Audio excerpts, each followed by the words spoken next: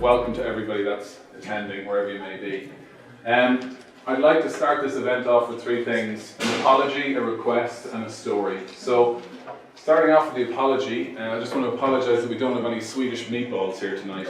Now, you're probably wondering why, but when I spoke to these guys in Atlanta, from Fintech Atlanta a while ago when we were prepping this, they told us that they've actually got an Irish food truck in Atlanta for everybody. So naturally we asked them, well, great, you know, what Irish typical cuisine are you serving? And they said Swedish meatballs. I know that we're actually, you know, supposed to be descended from Vikings, but I have to say it was a strange choice. It wouldn't have been my first guess. So then I'd like to also follow on with a request. So we have what I can only describe as a frightful amount of technology at play here tonight. So I'd like to say special thanks to Dave Anderson here at the front from Fintech Ireland, Phil Devoy here from Dublin Business School, Eddie Ormond, and Jared Zervozo, who you can see here at the desk in Atlanta. We've been in this room probably 5 or 6 times over the last few months testing this live simulcast between the two venues. So great detail and preparation has gone into this, but like all live demos, you can never be sure. So my request is that if we have any glitches or issues, that you can just maybe talk amongst yourselves when we fix them. Or, you know, failing that, we might get somebody up to sing, and Claire Halligan, I'm thinking about you, if we need to do that. And finally then a story. So, you know, this event, Fintech Bridge, Bridging the Atlantic, what's this all about? So I want to start with probably one of the most iconic photographs of all time, which is lunch atop a skyscraper. So this photograph was taken in 1932, and it was published in the New York Herald Tribune. And it was basically to promote a new building that was being created at 30 Rockefeller Plaza called the RAC building. So they wanted to promote it. And the story is quite an interesting Irish link, because in 2012 there was a filmmaker called Sean O'Quailon, based in Galway, who was sitting in a bar one day, and he saw this photograph framed on the wall, and it had a note on it, and the note said, on the right my father, on the far left my uncle-in-law. So he was intrigued, so he asked the barman, who wrote the note, who's the author, I want to find out more about this. So the barman by the end of the night had on the phone to a guy in Boston called Pat Glynn, and Pat proceeded to tell me, yes, on the right-hand side, so this guy over here, is a guy called Sonny Glynn, and on the left-hand side, his father obviously, and on the left-hand side, a guy called Matty O'Shaughnessy. So, you know, the point is, bridging the Atlantic, even this photograph, which is one of the most iconic in American history, it represents the American dream, the skyscrapers in New York, has a very interesting bridging the Atlantic link between Ireland and the US. And you know, we're trying to do a little bit of that here tonight as well. So how did this event come about? This event has been in the making since April. So it started off with a conversation at Merchant Risk Council in London in April with Jordan Lawrence, who's the head of the Payment and Cards Network, who are one of our sponsors here today. And the Merchant Risk Council, for those of you who are not aware of it, is a merchant organisation dedicated to helping merchants prevent fraud in the industry, and the European arm of that entity is run by Una Dillon, who's here in the crowd tonight. Give us a wave, Una, and headquartered in Sandyford. So the Fintech Bridge concept is the brainchild of Dave Anderson here from Fintech Ireland, who thought this up, you know, probably 18 months ago, and we've done bridges between fintech communities here in Ireland with Germany, with Denmark, Serbia, Croatia. And when I mentioned that to Jordan, he said, great, well, why don't we do one with Fintech Atlanta? I know those people well, I think they'd be very interested. So that's how it started. So roll on from April to June, Dave and I were over at Money 2020 in Copenhagen, and we got to meet with Grant Wainscott, who's, you know, in the crowd there, you'll hear from very soon. And Grant works for Metro Atlanta Chamber, and they run Fintech Atlanta. So he was very interested in the idea, and right at the bottom right there you can see this is where we kind of agreed the event. And picked this date because it's actually an event as part of Cybersecurity Week in Atlanta this week. So bridging the Atlantic then, Atlanta and Ireland have very strong heritages in the fintech space. So Atlanta is the premier fintech hub in the US, and then Ireland is one of the leading fintech centres in Europe. And you're going to hear a bit more about that from Peter Oakes and also from Grant and others throughout the course of the evening. But what we want to do here is really connect you with people in this community here tonight, and indeed in the US as well. And we have a website called Fintech Bridge, so there's a sign-up option on there that you can connect with people who are live streaming, or they're in the other venue, or here tonight, based on your interests or who you want to get connected to. So please feel free to use that. I'm going to give you a quick run through the agenda. So we're halfway through the Welcome for Ireland. We've got the Welcome from Atlanta coming next. Then we're going to look at the Fintech Ireland scene with Peter Oakes, the founder. Then we have Marianne Johnson, a leader at Fintech Atlanta, taking you through the scene there. Then got a panel session on international scaling from the US and Ireland. So we've got a significant number of Atlanta headquartered fintechs who have great presence here in Ireland, and quite a few Irish ones who have presence in Atlanta and hubs there as well. So we're going to hear from them. Then we're going to move on to a panel session about venture capital and private equity investment with a couple of panelists here in Dublin and in Atlanta. And then we're going to move on to our Fintech Battle. So what this is, we've got 6 startup companies, and then we're going to do voting and prize awards later on. So it's going to be audience voting. So Q&A, we've got a packed schedule here tonight, and I'm probably behind it already. So what we've decided to do is, again, Dave Anderson, who's quite busy here tonight, he is manning Fintech, the hashtag Fintech Bridge. So the Twitter handle, I should say. So if you can just send your questions to that, and if we've got gaps in the schedule tonight, we'll answer them. Otherwise, we'll do it post-event. We've also got a hashtag set up. So hashtag Fintech ATL IRL. So please include that if you're tweeting about the event, and let's see if we can get it trending. And then finally, for live streaming, we pushed this out on social media over the last few weeks about the event and the fact that it's live streaming on YouTube.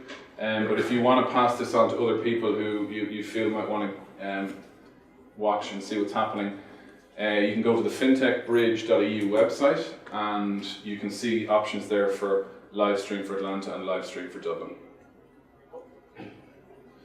Okay, I'd like now to thank our sponsors and partners. Everybody who's attending this event here or in Atlanta or online has done so for free. You haven't had to pay for your tickets.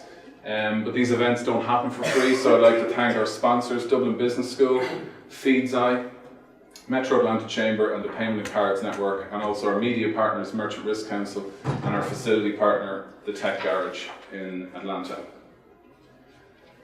Okay, so now I'm going to hand over to the Executive Dean of Dublin Business School, Andrew Conlon-Trapp. Welcome everybody to DBS. To this exciting collaboration of ourselves, Fintech Ireland and Fintech Atlanta. I'm very pleased in particular to welcome our friends from Atlanta in the United States, so thank you very much for joining us. And our strategy is very much to engage with industry and to engage with employers with a view to understanding what are the attributes that those employers want in their employees who would be our graduates, and to embed those attributes in the education programs and the skills programs that we run and from which students graduate.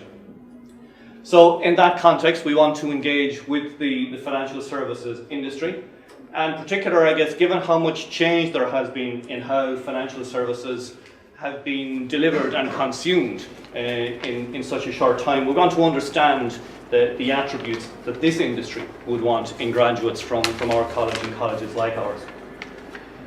The evolution of the Irish fintech ecosystem, it's an exciting journey that the DBS wants to travel, to collaborate on, and to contribute to. And in that regard, our program development team, and there are some of those guys here this evening, have been working on some new fintech education programs. We've already submitted a higher diploma in science in fintech to QQI. QQI is Quality and Qualifications Ireland. It's the regulator that validates and oversees higher education programs in Ireland. So we've submitted a program there. Meeting with QQI earlier today, and that process is progressing well. And there's a master's program in the development pipeline as well. So if we get approval on the HDIP in the coming weeks, we'll be able to run that from early January, early 2018.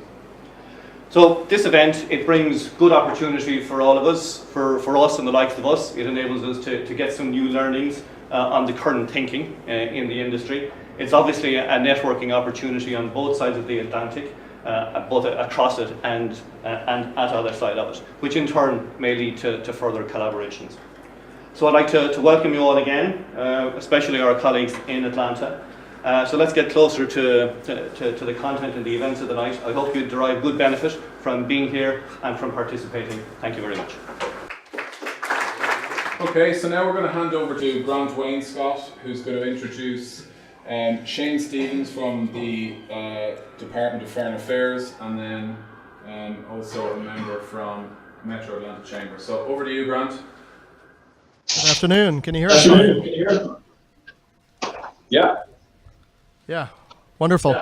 Well, thank you all for being here. It's my pleasure to introduce two guests who are going to come and talk about our ecosystem. We're going to be spending a little bit of time going back and forth. The format, as you can tell, is Ireland kicks it off. It'll come to us, and then we'll go back and forth. So please, at this point, I'd love to bring up Shane Stevens, Consul General Ireland for the Southeast U.S., who's going to make some welcoming remarks. And after that, we'll bring up David Hartnett from the Metro Atlanta Chamber. Please welcome Shane.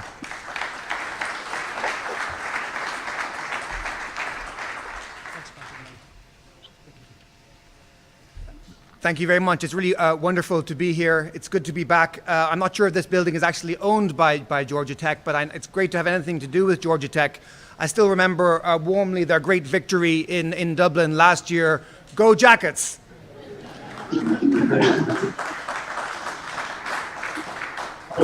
I'm really delighted to join you all here for the green part of the Metro Chamber's Cyber Security Week. It's great to be here with you. I want to thank in particular Fintech Atlanta and all the people from Fintech Ireland for setting up what is a fun event and a very professional event. I think we're going to see a fair fight today between the two teams, and we're also going to see intensified cooperation between two excellent fintech sectors coming out of this, practically speaking. While diplomats like myself are meant to be peacemakers rather than people encouraging fights, and I didn't like the references earlier to Conor McGregor, I do think, and I don't like that typical image of the fighting Irish, which you hear so much about here in the US, but I'm certainly looking forward to today's battle. And I'm looking forward to it because Ireland really punches above its weight in this area of financial technology. We truly do. And these days, Ireland is becoming the European hub for fintech. I mean, our credentials on the banking side are becoming ever more dramatic every day. Now it's 20 out of the top 25 global financial services companies that have operations in Ireland. We have 10 out of the top 10 global on the internet companies with operations in Ireland. And I was, my colleagues from the IDA handed me before I came in here a list of about, I think it was about 80 to 100 top-end fintech companies that now have operations in Ireland as well. And why is this happening? And you'll probably get a more direct and better answer from companies like First Data and others later who have experienced the Irish experience directly. But I'll just say a few things about why this is all going so well in Ireland. In Ireland, we have exceptional talent. We have the youngest population in the European Union. We have the highest proportion of graduates in that group of people. And we are open to talent from around Europe and around the world. These days, Google, for example, employs most of its people in Ireland, not from Ireland, but from around the world. And we're very happy and proud about that. Also, we have an exceptional business environment. Forbes calls us the fourth best place to do business in the world and the first place in the European Union to do business. We have a corporation tax of 12.5% that will never change, that we're very, very, very proud of. And I think some people in this country are quite envious of that. I've heard in the press in recent times. We're totally, and another thing we offer everyone is that we're very much part of the European Union. We are totally committed to the European Union. And that will never change. We are about, unfortunately, because of Brexit, we're about to become the only English-speaking country in the European Union and the only country in the European Union that has a common law jurisdiction. Those factors and the fact that inherently we get Americans in a very special way because of our close historical heritage ties that Michael Britt knows all about, makes a really significant difference for doing business, and it really facilitates a harmonious two-way business culture. And in the other, it's not, in recent years, it hasn't just been about huge numbers of American fintech companies setting up in Ireland. We've also had some of our great Irish fintech companies, including Sysnet, and I'm very glad that Gabe is here in person, not just virtually with us here in Atlanta. We're very, very proud that Sysnet are operating here in Atlanta, and there are other great Irish companies like Waratech setting up here these days as well. So it's a two-way flow, it's a reciprocal relationship, and it's going well in both directions. And while I'm doing all the talking today for the Irish government, I'm very conscious that I'm actually only a part-time fintech expert. Within our system, it's Enterprise Ireland, who have offices in New York, that support Irish companies getting into this sector in the United States. And also, it is IDA Ireland, who support American companies that are looking to find the best possible base in the European Union or from Ireland to project themselves across the world. So I'm very glad that today we have here with us from the IDA, Enda Meehan, and also Paul Veal, who are both senior vice presidents for IDA Ireland. And I know they'll be able to answer your questions afterwards, and any of the corporate people who want any direct advice can get it from these two men over here. So really, that's enough from me, but thank you for letting me say a few words, and I wish you all the best. Fulcher Rowett, welcome to this event, and may the best pitches win. Thank you.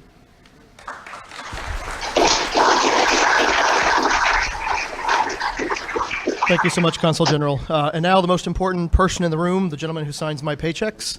I'd like to welcome David Hartnett, who is the Chief Economic Development Officer for the Metro Atlanta Chamber and the head of our Regional Economic Development Consortium at MAC.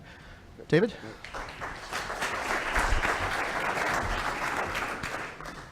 Welcome, and I do sign a lot of paychecks. He goes everywhere. How many times have you been to London this year? Oh my gosh. He's been all around the world, and I think he has a budget next year to go to, no wait, where were you? Literally, you were in, tell me. Asia. London, Manchester. London. Didn't you go to like Copenhagen?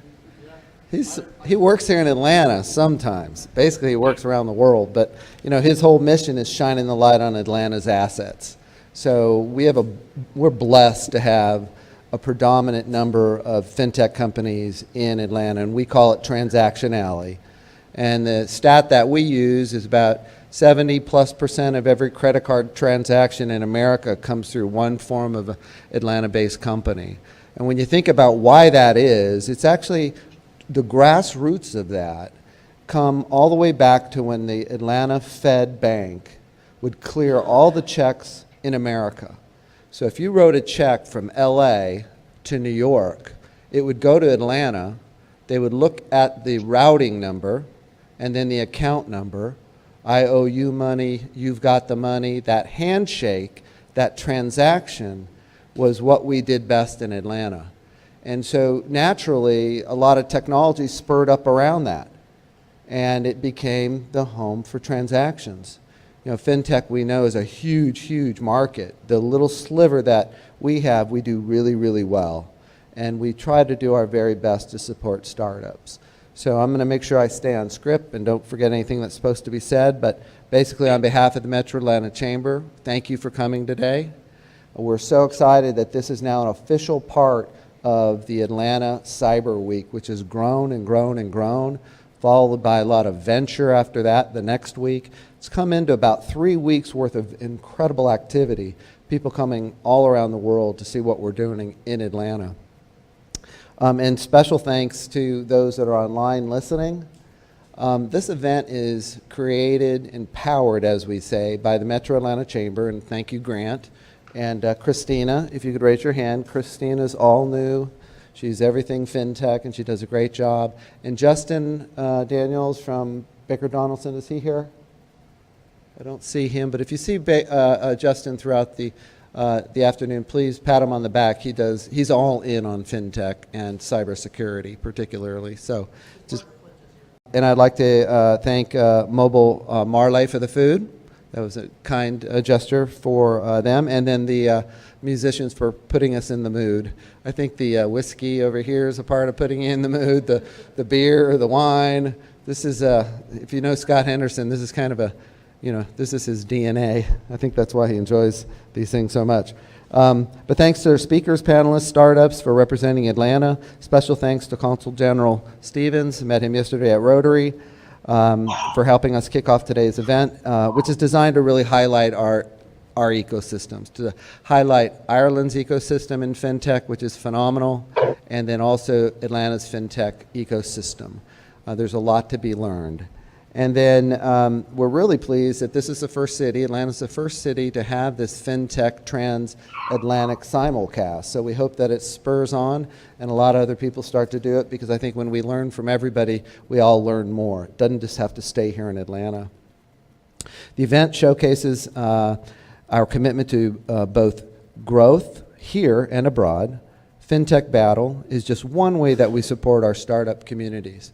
In that regard, I'm excited to announce that Atlanta area winners of today's battle will not only receive a stipend to travel to Ireland to check out their ecosystem, but also they'll become immediately part of the 2017 cohort of the Metro Atlanta companies comprising of this year's Atlanta Metro Export Plan, which is also known as MEP, which is designed to engage and challenge companies, Metro Atlanta companies, to think about their export strategy and advance their international sales. So it's not just about gadgets, it's about services as well. People kind of forget about that. And this program that Jorge Fernandez, Jorge, can you wave your hand over there?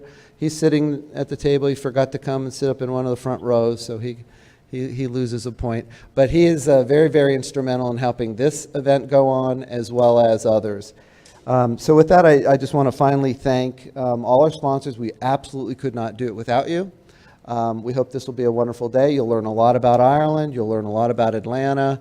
And hopefully you make some key contacts and have some fun. So thank you very much.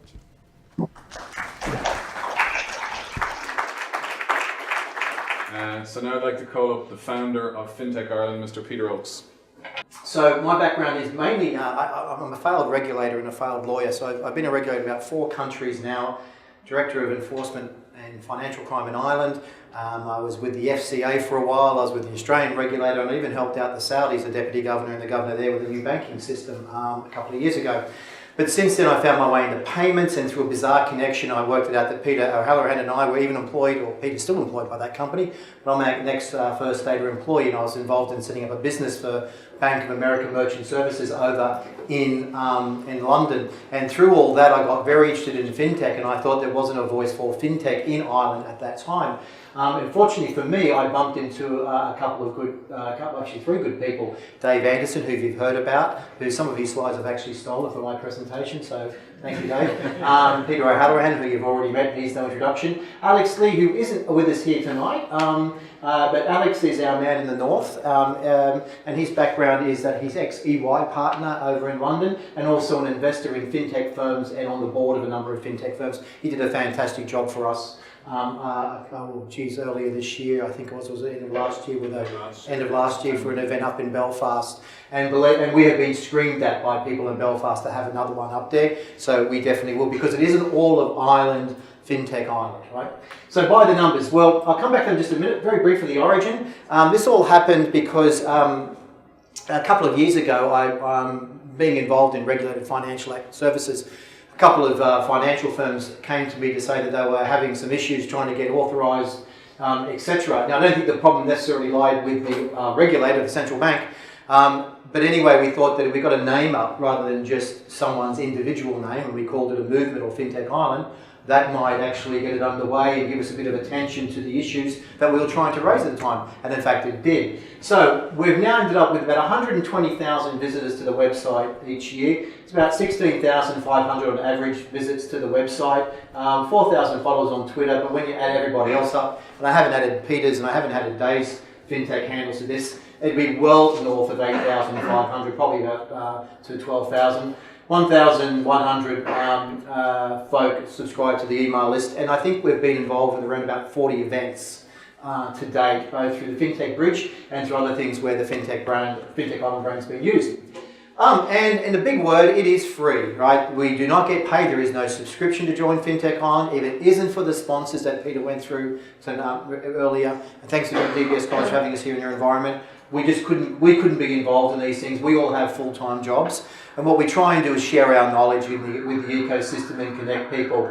Great slide by Dave here earlier, another event that he was involved with, talking about the talent that we have in Ireland. I'm not going to talk about all these points because they have been addressed earlier, but we do have a good range of accelerators and incubators here in Ireland. We're going to grow more incubators here in Ireland. There's at least 2 or 3 coming on stream in 2018. I believe we have. Okay, infrastructure could be a little bit of a challenge sometimes in Dublin. We know with congestion and all the rest, but we still are a great place to do business. We do have our tax rate, which I've already spoken about. Great culture, expertise. We have a government which has a policy to get behind fintech, and we do have access to capital, and of course we have access to talent both in technology and in fintech. And again, thank you, Dave, for this. I'm pitching your slides. But where does Fintech Ireland fit in? And this is a list of people, and not the only organisations that are involved in supporting fintech, from the Irish Venture Capital Association, Financial Services Ireland, Irish Funds, the Fintech and Payments Association, the Banking and Payments Federation, GRCTC down in Cork does a fantastic job in terms of RegTech, and a host of others. And you will see movement by the Central Bank of Ireland in this space in 2018 too. So these dots, what do they actually all mean? Well, I quite like this when Dave put it together with the logo and sort of said, well, what we try and do is we connect the dots. And there are many voices that are out there talking about fintech in Ireland, and I think that's fantastic personally, but I think we're all pushing the one message as opposed to having one voice, because fintech's such a broad church, it means different things to different people. I am flying through the slides very quickly. We do support a number of international initiatives, and just this afternoon we've committed to getting behind the Fintech 20 Ireland again this year. And why that's a good idea is because I'm on the panel of the Fintech 50, and what it does is it looks for the hottest fintechs, the hottest 50 fintechs in Europe, and by having a say in that Fintech 50, we can promote Irish firms onto that list, and that list is then seen by a huge ecosystem of partners, banks, investors and others. So last year Fenergo and AQ Metrics were on the Fintech 50 list because we were there helping promote what they were doing. We'll be announcing partnerships with further overseas hubs and movements coming up soon, including in Switzerland and also in Singapore. Some of the guys in the room who don't know that yet because they only closed off in the last week or so. Recent upcoming trips, we've covered off most of Europe. I know Peter has, I have, Dave has, USA, and I'm heading off to Australia for 4 glorious weeks. Which sort of make you wonder why an Australian with the word Ireland in his business name, or in his group name or whatever, but that's just the way life is these days. It's international. So again, you know, we are looking for further interest in what we do. So if you've got an idea for what we can get involved with, please come and see one of us. This is a map created by Dave Anderson, very nicely allows us to put the Fintech Island logo on it. We help promote it. It is Dave's work, but I think it's very, very good in the sense that it breaks down the fintech industries here in Ireland, from credit and lending, funds and trading, FinOps, regulation, savings and investment, payments, which you can see is a big piece, accounting, and then blockchain, Bitcoin, currency FX, and platforms. So without going through all these, all our fintech battlers here from Ireland are actually on this map. But I think what I often say to people, and we brought a French bank into Ireland a few years ago to have a look at the ecosystem here. They wanted to see what fintech was all about, and they approached us and they said, we're thinking about maybe going to London and a few other places. And I said, look, if you come to Ireland, we may not have the same depth in each vertical that exists in London, but if you come to Ireland, you can stand on a small hill and you can see the breadth of everything in financial technology. And that argument's won twice now. We've had firms come over and look at Ireland to get a better understanding of international fintech.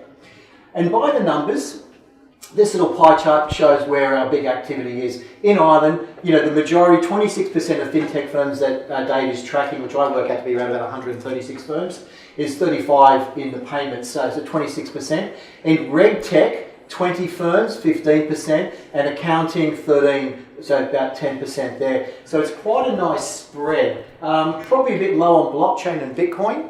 And again, these are just the firms that Dave is tracking that have made themselves known to him. If you speak to Enterprise Ireland, they will say that they think there's about 200 fintech startups or indigenous firms in Ireland. So we have quite a great ecosystem.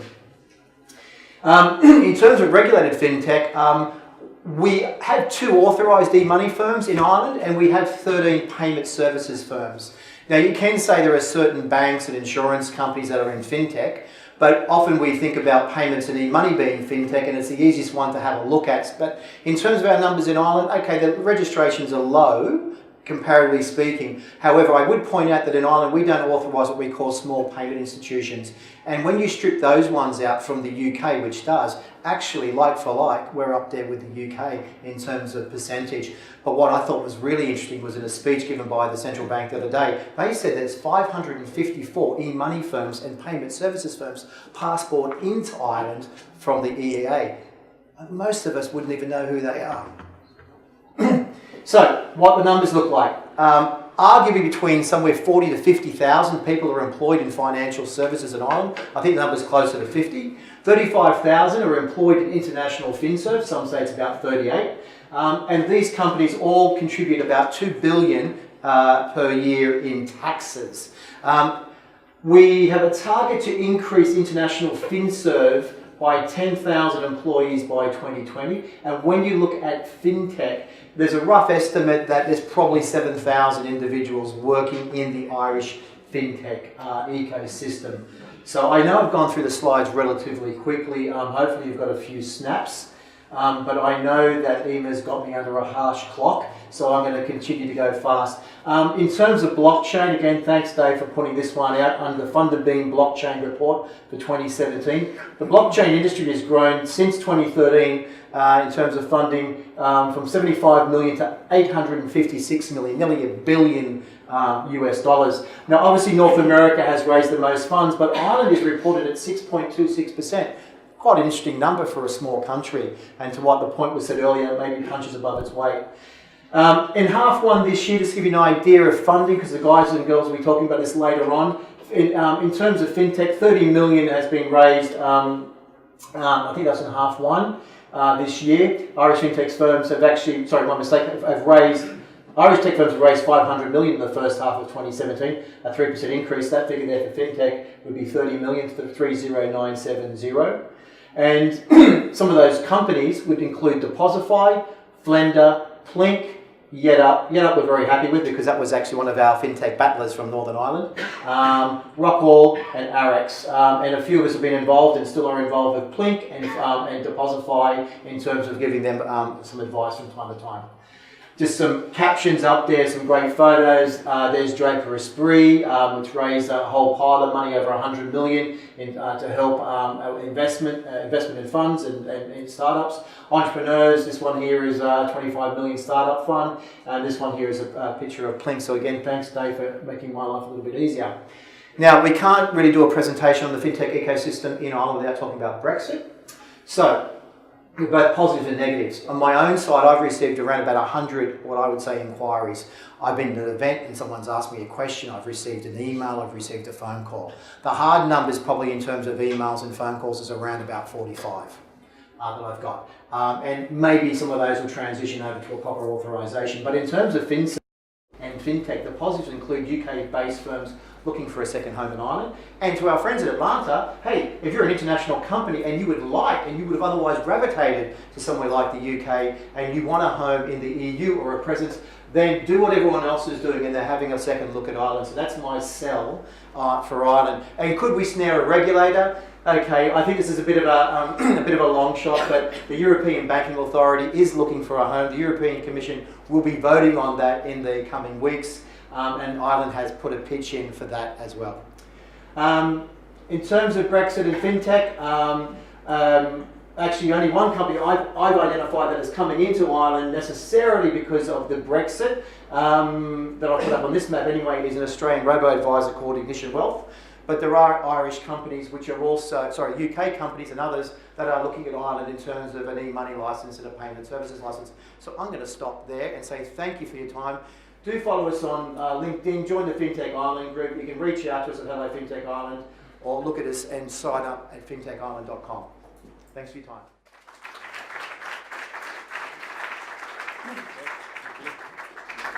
Okay, so now we're going to hand it back over to Atlanta to Grant Wainscott. Thanks, Grant. Well, it's my pleasure now to introduce an extremely important partner to the fintech ecosystem, to our economy, and to Metro Atlanta and Georgia as a whole. First Data is one of those brands, one of those names that has resonated for so long in our community, from getting involved in the community and nonprofit work to all of the amazing things that they've been doing to help launch Fintech Atlanta, to create Transaction Alley, and to really help us carry that global brand. And so, to Peter's credit and to our team here in Atlanta's credit, we're just awfully grateful to have First Data as an amazing partner. And it's my pleasure to introduce Marianne Johnson, who's going to be speaking about Fintech Atlanta. Marianne? Good afternoon and good evening. So Barry McCarthy, who many of you know, who I work for, and I kind of had a little bit of a debate as far as who was going to get to come. So my maiden name is McPeak. His is McCarthy. My grandmother's last name was Mitchell. So we had a little bit debate who gets to come. And we didn't get our results back enough, so we did rock, paper, scissors, so I won. A little competitive, so excited to be here. So let's talk about Fintech Atlanta and just talk about, since it's a little bit of competition, those of you who know me in the room, I'm slightly competitive. So when we talk about what's happening, all right, so let's talk about where we are and how we define fintech. Not only in Ireland, but in Atlanta, it encompasses a large definition and a lot of companies. So when we think about it, we're talking about powering commerce, facilitating commerce, we're talking about securing and protecting. So that encompasses a huge amount of different types of business models and companies. And I've had the honor, I'm pretty much an Atlanta native, and I've worked for 3 First Data, included large companies that all fall in this space. So whether you're a banking system, you're doing prepaid solutions, lending, payment processing, ATM type services, fraud, security, mobile, telematics, payroll. I heard somebody was signing checks. I have a solution for you that you don't have to do that, so we should talk afterwards on that. So when we think about the numbers, let's just pause for a minute because I'm going to go a little bit slow here just so the impact can be heard when we think about the numbers for Fintech Atlanta. And it's not just Fintech Atlanta, it's really Georgia when we think about Atlanta and the state as a whole. $72 billion in annual revenue is coming through Fintech here in Atlanta. 90 plus Fintech companies are based in the Atlanta area out of the total. 60% of Fintech as a whole is based in Atlanta itself, not just Georgia. We heard it earlier, but it's worth saying it again. 70% of all of the payments in the US are processed through Georgia. That's significant. 8 out of the top 10 of the Fintech 100 companies have operations in Georgia. Georgia Fintech companies have combined market cap of greater than 100 billion. 30,000 direct jobs are in Georgia that are coming out of Fintech. We have greater than 250,000 jobs in finance-related roles that are touching Fintech. Greater than 150,000 jobs globally out of the companies that are based here. And then over 15 million merchants rely on Georgia for Transaction Alley companies.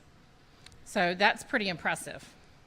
And a lot of that has partnerships. So a lot of the companies here, both of the 3 companies that I've been part of, First Data, Elevon, who I saw some friends in the video, and Equifax, all 3 had major presences in Ireland. So you can see partnership that's continued to thrive. When we think about why Atlanta and why Georgia we took a survey and wanted to share some of those results if you hadn't seen it before. Some of the very top reasons why there's a convenient access to clients and partners. I think it's really, really hard to do any kind of connected commerce and not be doing business with a company out of Atlanta or Georgia. I think it's almost impossible. So based on the type of companies that are here, in one way or the other, you have to come through. We have critical mass, like we talked about earlier, so that's another very attractive part. It makes it very attractive to do business either from a startup perspective, large partners partnering with large partners, and global partners doing global business.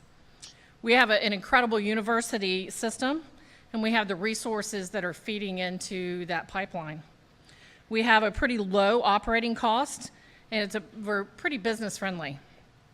Availability of skilled talent. We have a huge amount of subject matter expertise in Atlanta, in Georgia, and then we have the university systems continuing to feed that in, and that's a key focus for us. The ability to attract out-of-state talent. I don't know, it could take a show of hands, but I won't, but just think about how many people have moved. There's one over on the couch who's moved back. There's a trend. If you leave Atlanta, you tend to come back, so there's another trend there. We also have the ability to create incentive programs and low tax rates for attractiveness, and the regulatory environment is a component on there too. And then lastly, I won't mention traffic, so we won't go there. But you can look at the overall opportunity as far as how it stack ranks, and they're all pretty much, over the midpoint and trending towards the north. So what's happening right now in Atlanta? We're seeing a lot of companies that are in Atlanta, they're looking to scale. And you'll see Cardlytics, you'll see Green Sky, you'll see Cabbage. I saw Cabbage on the slide a few minutes ago, looking to leverage the partnerships here, the economic system here, in order to grow their scale and grow their scale globally as well. We have an emergence of a tech corridor, which you're right in the middle of right now, and those in Ireland are seeing it via simulcast. But in that tech corridor, it's a vehicle for open communication, it's for collaboration, for knowledge sharing. We're starting to see that. Even thinking about what's happened in the past 2 years with the focus on Fintech Atlanta and coming together and the companies that have partnered to come together, it's been pretty impressive. The university systems that are feeding, and outside, I was talking earlier while we were eating, with the other universities that are outside of Metro Atlanta, but even in Metro Atlanta with Georgia State and Georgia Tech. So Georgia State recently opened the first school of business based for Fintech Lab in Georgia. And then most everybody in Atlanta is familiar with ATDC, but that is housing Georgia's first Fintech Accelerator program powered by a $1 million grant from WorldPay, which is another big payment solution company in Atlanta. So when we think about our mission, we're thinking about, and we talk about developing Atlanta as the recognized global center for financial technology. Just as you think about London and New York as financial centers, the transaction alley, if you're doing any type of connected commerce, we want you to think about Atlanta. Priorities, we want to recruit talent, we want to retain talent, and we want to expand businesses and jobs. So that is all of what I think about as financial wellness from a business perspective, and it's growing that economy that actually grows financial wellness within the consumers in which the communities in which we serve, and then it has a far-reaching impact outside of the local economy in which we are in. So with that, I wanted to just leave you with some things and pillars that we have focused on when you think about kind of a four-pillar component of feeding in of talent. University support, we've had tremendous support from the university systems to build curriculum when you think about going into school and you're thinking about where to go. A lot of students don't even realize that this is a career path that they could take, or whether it's cyber, whether it's fraud, or whether it's financial technology, making that more of an awareness and be able to build curriculum so that there's a path to take. So we've made good progress from that, and we'll continue to go. There's events that we're holding. We've held one last year. It was very successful. There's another one coming up October 12th, I believe, where we're looking for recent grads and soon-to-be grads that are thinking about, here are the companies that you need to think about. We want you to stay here. We want you to think about careers in this space. We also are looking at expansion of accelerators and incubators in early stage. You know, when you think about how do you connect into a distribution system, the distribution systems for solutions into connected commerce globally have a center of excellence here in Atlanta. So when you want to then grow and accelerate your company, this is the place to do it. Especially in the space I'm in payments. Payments are not easy. They're really not. And so if you have the ability to connect in, you can then have a path to not have to worry about a component of your business. So we also want to focus on collaboration for financing and raising money to get support through the government agencies as well as through private placements. And then corporate investments in innovation centers and labs. There's even companies that are not even based here. You have Anthem, who has an innovation center here that's moving significant tech jobs here as well. So you have continuing companies outside of a fintech business that are looking for technology innovation that are happening here. So a tremendous amount of effort going on. So these are our pillars of our strategy. We want to recruit, we want to retain, we want to expand our talent. We want to find ways to continue to bring capital into fund innovation, fund early stage startups into Atlanta, into Georgia. We want to promote who we are. You know, for anybody who, whether you're a technologist, an individual, a company, you got to be able to brand what you're doing. You have to be able to talk about it, be able to communicate the value. And then overall legislation, making sure that our legislation branch and regulatory environment understand what we're doing and the importance of it and partner with us to achieve those pillars. So with that, I'll pause because we're going to go right into a panel in just a few minutes. Thank you. So this time we're going to have a panel across the two locations. So Grant, if you want to get the international scaling panel on the US side ready there as well, and we can kick off. Absolutely, thank you very much. Well, on the panel we have Maury McGrath.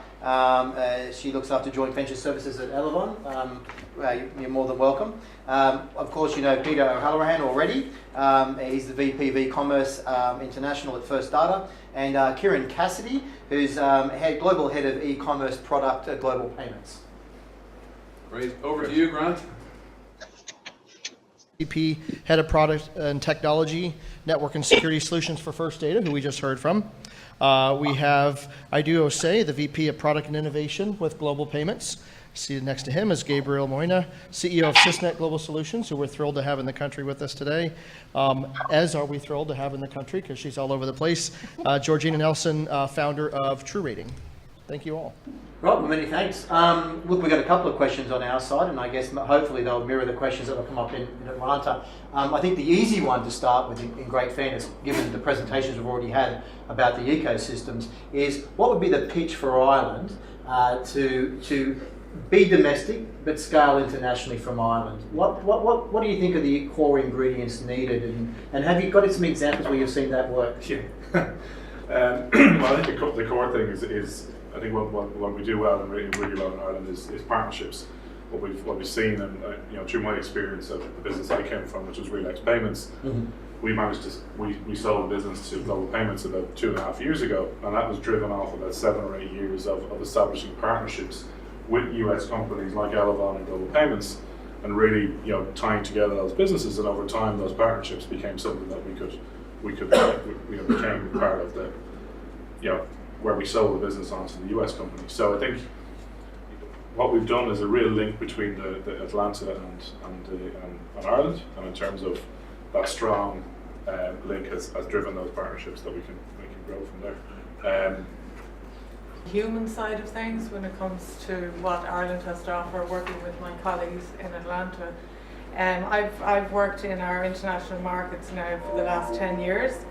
What I've seen as we've worked closely together with our partners in Atlanta is the Irish team have the ability to provide the cultural diversity that is needed to help support building of relationships with our customers and our colleagues in mainland Europe, in Latin America, in Canada, and so on. So we're very fortunate, Grant mentioned earlier, that we can attract a wide range of talent from lots of different cultures into Ireland because of the big tech community that we have here. There's a great thriving kind of social scene. some people even don't mind our kind of mild, slightly damp weather. And there's no barrier to entry. We can get the right talent in Europe. There's no visa for mainland Europe people to work in Ireland. So it's a good place to be. We can get the people. In our experience, say we're working with our German counterparts, very formal, very organised. We might have our Spanish counterparts who are slightly more impulsive and maybe less formal. And then, we could go to our Norwegians, very good at getting the job done, but don't disturb me while I'm having my lunch, kind of. And having people here that can actually understand that. And you raised a very good point earlier on about education, which I'd like to come back to in just a minute. But I was just listening to the previous presentation about 70% of the global transactions happening in Atlanta. So I guess one of the points that we would like to see is maybe if Atlanta would like to share some of that processing with us. I wanted to talk very briefly about education. I think it's really important. My wife is bored to tears with me when we go out to a restaurant, because as soon as the device is handed over to me, I flip it over and it normally says global payments or Elevon or First Data. So in terms of education... That's a very dangerous conversation. Yes, it is. Usually they start telling you about the problems they've had with the... No, actually, I this is not a selling pitch, but I heard some wonderful things about Clover from a shop that I didn't think I would hear it from. So I'm not going to say there, but in terms of education, we always say that Ireland has a fantastically educated workforce, and that's what helps firms scale. We talk about organisations like DBS College. They're doing their high diploma this year. They're doing their masters next year, as an example. How important is education in your workforce, guys? You've seen it in growing these businesses. From the perspective of First Aid, I think one benefit that Ireland has, being a small country, and as Lee Varadkar likes to say, the best small country in the world to do business in, is that when you're from a small market, you have to think globally and cross-border straight away if you want to scale your business. And you'll hear this from the companies, the Irish fintechs that are coming up later on. Every one of them has pretty much started with a view on scaling, if not in Europe, certainly potentially globally. Education is the bedrock of that, and we're seeing that at the moment, I suppose, in First Data. We have John Lennon down here at the back, who's heading up our R&D centre. Spent 25 years in Silicon Valley, and we're actually setting up First Data's first ever global R&D centre, and it's going to be in Nina. And one of the key questions that came out of that was, well, when people in the US were kind of wondering, well, how is this going to work, and we were able to point to the universities and the institutes of technology, so Limerick IT, UL, Tipperary IT, and a number of others around the ecosystem. And that gave our US management committee confidence that, okay, this is going to work. We're going to find people with the right skill sets to... How do you translate that to a small startup looking at kicking off in Ireland? Big dreams, big hopes. We've seen a number of them going from 0, 25 million funding. What's the advice to them to scale? Yeah, from an education perspective, the third level institutions have been working on this for 20, 30 years. It's not something new. They've been looking to build courses around financial services and technology for that long. So it's a constant evolution of making sure that the right courses are there for the people. And then you just see, because of that scale of financial service technology companies, you get people coming out of those, and then they're coming up with the next startup. They're finding customers who have a problem. They're saying, I can't solve it in my current business.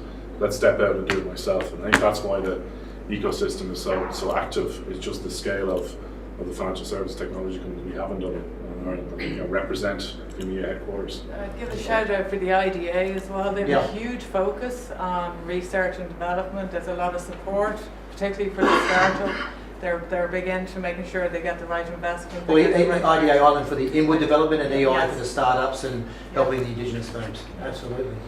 What's the top 2 items on your list in terms of scaling Elevon? Very good question. So it's all partnerships. We haven't rehearsed this, folks, as you can tell. We can say technology and partnerships. And there's new technologies coming into the space and payments all the time. Our products and how we can make sure we're meeting the customer's needs globally are key to us, and then really having technology that we can integrate seamlessly with some of the partners coming on board. They're the 2 areas that we're zoning in on for sure. Well, they've been tremendous answers. I think we need to cut across to our friends in Atlanta, either to agree with us or for the rebuttal. For our team here, again, we're grateful to have you here. you all have experience with global trade and in particular working in the European markets. I know, Georgina, you and I have traveled the world together trying to promote our ecosystem. We're so grateful to have your investment in town now from Sysnet.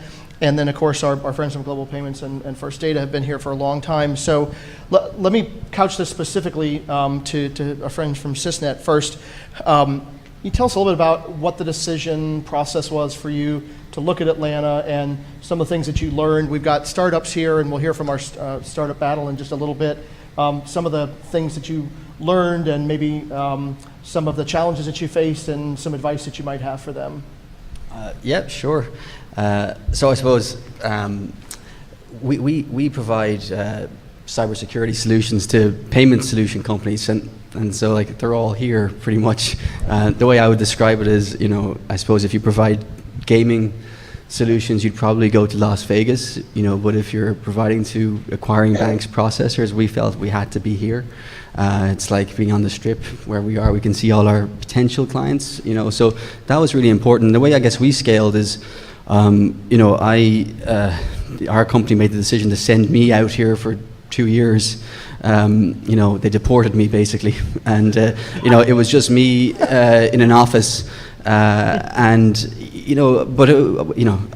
think my advice, I suppose, I regret we didn't come a year sooner than that, because I just think it's great here.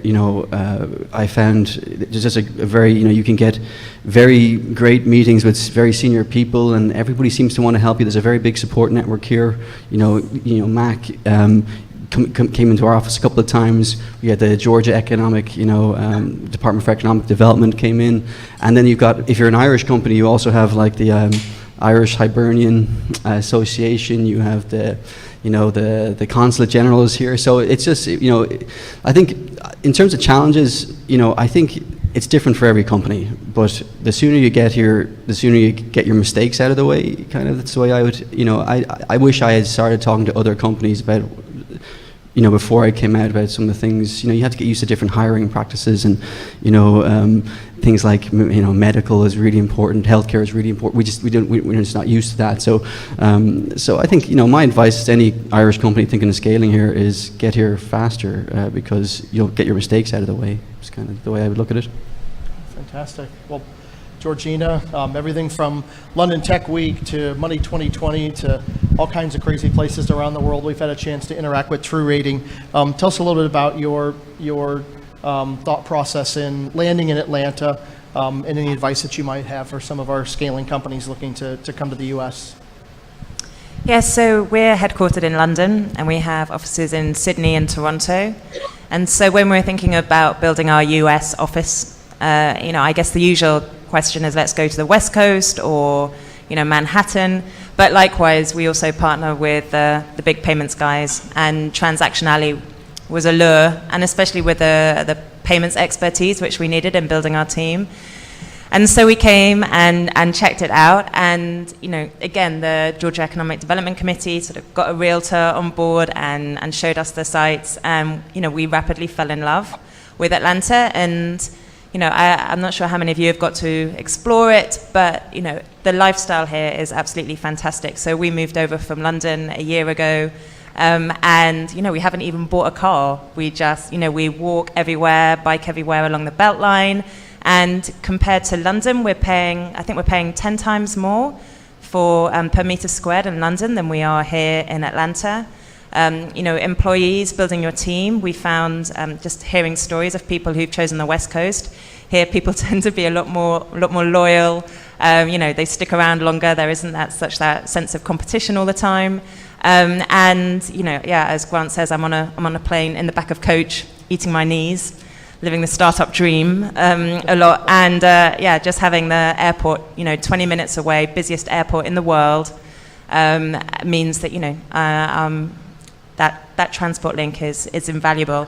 And then the networks here. I'd say to any startup thinking of moving to the US, get plugged into the guys here who can show you around, introduce you, open networks, and the support we've had is absolutely incredible. And I think our success in the US is very much down to the backing of the guys like the Chamber in wanting us to be, our success story is their success story in many ways. And that means that we've had advice, everything from hiring to accountancy to recruitment, having people come our way through the network and getting, meetings with the big guys. So thank you, and it couldn't have been a more pleasurable experience. Great, thanks. And I'll have one last question, and then we'll pass it back to Peter and the Dublin team. So from First Data and global payments perspective, I think one of the things that Atlanta really prides itself on is connectivity and being able to work like an event today and connect with startups. Both of your companies have some pretty exciting things that you're doing in the in the innovation space and getting connected. Can you just tell us a few things that are really getting you excited about what's going on here and fintech in general? Sure, absolutely. So at Global Payments, we recently completed our RealX acquisition a couple of years ago, and it's driving a lot of innovation, both culturally as well as the work product that is coming out of Ireland. And the teams that we have synergistically with the Heartland Commerce acquisition in North Carolina. So we're starting to see a lot more synergy with the teams that are based in Dublin and the teams that are based in Charlotte. And that ties in with a lot of the activity in our core business, which is based here in Atlanta. So we're starting to see connectivity and connective tissue across the pond, as well as within our broader region with some of our local offices in Tennessee and in Charlotte. So we're starting to see a lot of really close collaboration. And prior to joining Global Payments, I was with Intel, and Intel has had a 30-year history with Dublin. So, it has been just kind of tremendous to see the evolution of this ecosystem, working with small startups like FirmWave, and just a tremendous amount of activity that I see going in both directions. So we're super excited about the work that's happening, both on the fintech side and in broader IoT. Fantastic. Marianne? We're pretty loud and I may not need it. It's been interesting for First Data being just pretty intentional about where we're placing an innovation. So I think I heard Peter talking a little bit earlier about what we're doing in NINA. By the end of the year, we'll have about 20 employees, hopefully up to 150 throughout the year next year. And in NINA Ireland, we will have it won't be just outside type product innovation. It'll be core product innovation and really some very strategic areas that will feed what we're doing from a growth perspective internationally. And in Atlanta here, we have our innovation lab here in Atlanta where we do a lot of design thinking, huge amount of activity with our clients and prospective clients where we bring them in and we do half-day, full-day sessions through innovation, and it really ends up driving strategic partnership going forward. Another area that's been intentional when you think about you've got an international presence, you have an Atlanta presence, we have partnerships with Silicon Valley Bank in the Valley where we're actually doing innovation and partnership with startups where we're doing some level of VC and support and helping them, guide them on how to grow their business. So there's a lot of investment placements that we're making that aren't isolated to that geographic, but they're having international impact. So it's been fun to be part of that, and it's been neat to see how strategic we are in placing those and what they're going to be doing in the future. Oh, cool. Well, exciting for sure. Well, thank you. Peter, I'm going to pass it back to you if you have any other final questions or panels. Thank you very much. Karen, thanks very much. Peter, thanks very much. I think this probably could have been an hour session or even longer. And while I've been sitting here thinking about it, perhaps we need a new word, and we might call it Dublanta. That might be the new bridge. Or with great respect to folk in Galway, Cork, and Belfast as well. So would you join me in thanking the three panellists for their questions?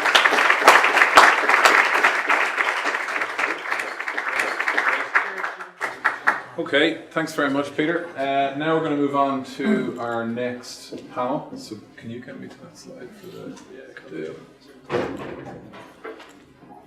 I don't know what that was that popped up there, but I didn't like the look of it. Okay, so